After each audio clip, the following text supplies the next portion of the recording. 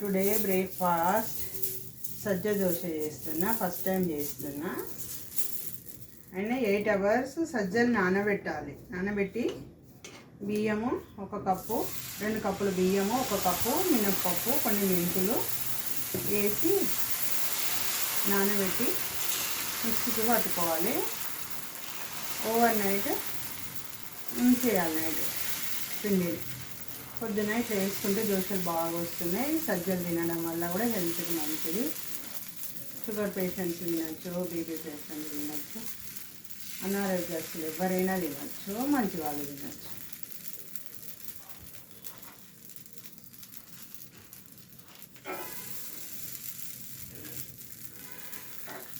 మెంతులు మాత్రం కంపల్సరీ వేసుకోవాలి, బాగుంటుంది.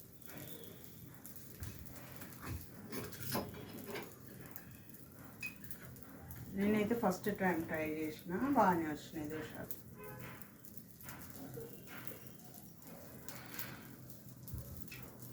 నూనె కూడా ఎక్కువ అవసరం లేదు, కానీ కొంచెం లైట్గా తినే వాళ్ళకు బట్టి వేసుకోవచ్చు, లేకపోతే లేదు. ఇట్లానే వస్తేనే ఉడుస్తున్నాయి. చూడండి ఫ్రెండ్స్, అతుక్కోవడం ఇట్లా ఏమీ లేదు. ఇక ఇలా 2 పక్కల రాల్చుకోవాలి.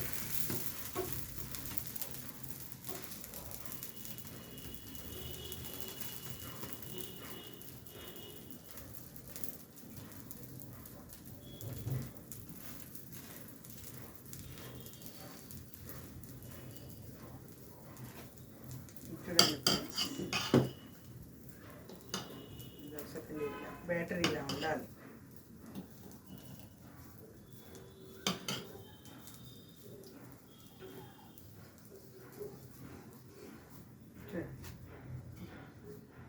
కట్ చేయాలి.